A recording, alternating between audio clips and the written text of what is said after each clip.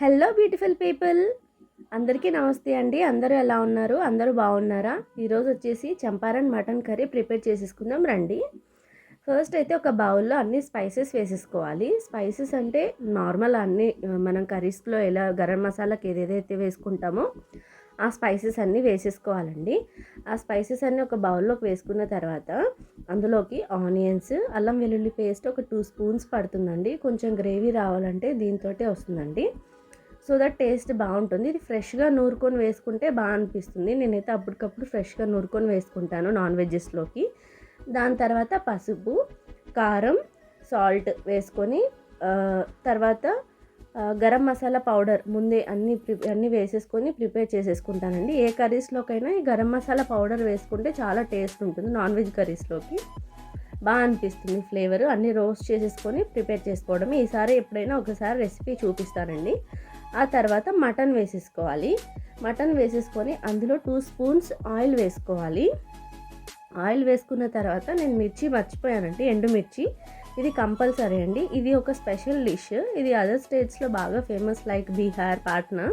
ఇది బాగుంటుంది. ఇది డిఫరెంట్గా ట్రై చేయాలనుకున్న వాళ్ళు డెఫినెట్గా ట్రై చేయండి. చాలా బాగుంటుంది. రోటీస్లోకి, రైస్లోకి, అన్నిట్లలోకి బాగా టేస్ట్ అనిపిస్తుంది.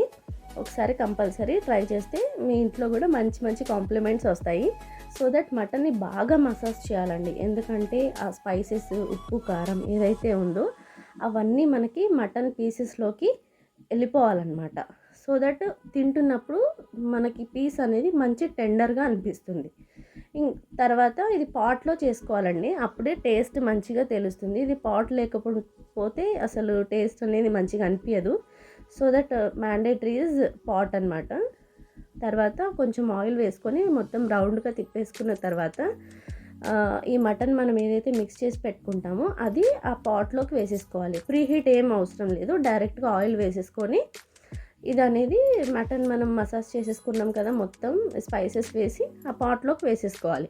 పాట్లోకి వేసుకున్న తర్వాత ఒక లిడ్ పెట్టుకోవాలి. లిడ్ పెట్టుకునే కంటే ముందు మనం కొంచెం గోధుమ పిండి తీసుకొని వాటర్ మిక్స్ చేసేసుకోవాలి.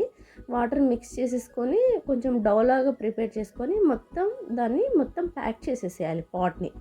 లిడ్ పెట్టడానికి కొంచెం వాటర్ కూడా వేసుకోవాలండి, మర్చిపోకండి. సో దట్ మాడిపోతుంది. ఎందుకంటే వాటర్ ఈజ్ మ్యాండేటరీ. చికెన్లో కంటే వాటర్ మటన్లో తక్కువ వస్తాయి. మనం వాటర్ కంపల్సరీ వేసుకోవాలి ఈ డిష్కి. ఫ్రై అనుకున్నా, మనకు గ్రేవీ అనుకున్నా కంపల్సరీ వాటర్. ఇంకొకటి last main game changer taste వచ్చేసి ఈ రెసిపీకి టోటల్ గార్లిక్ ఉంటుంది కదా, అది పైన మొత్తం ఇట్లా కట్ చేసి అది పెట్టేసుకోవాలి. మొత్తం లోపలికి ఇంక్లూడ్ చేసుకోవాలి.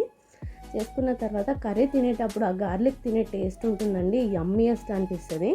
మొత్తం ఇలా నేను చూపించిన విధంగా ప్యాక్ చేసేసుకోవాలి.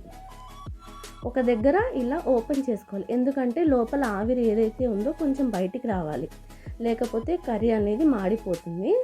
కంప్లీట్గా ఇది 1 అవర్ కుక్ అవ్వాలండి. మటన్ కాబట్టి కంపల్సరీ మనకి లేట్గా కుక్ అవుతుంది. సో దట్ ఇది సిమ్లో పెట్టుకొని మనం కంప్లీట్గా 1 అవర్ కుక్ చేసేసుకోవాలి.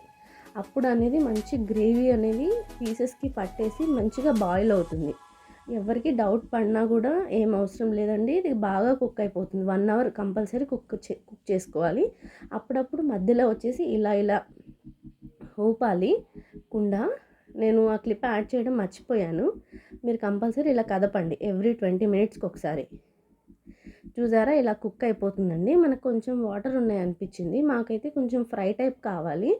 సో ఇంకా మళ్ళీ పెట్టేసి చూసాము. ఇదిగోండి ఈ టైప్ వచ్చేస్తుంది, మొత్తం ఫ్రై లాగా వచ్చేస్తుంది అనమాట. తర్వాత మనం ఒక గిన్నెలో తీసుకొని డిష్ అవుట్ చేసేసుకోవడమే.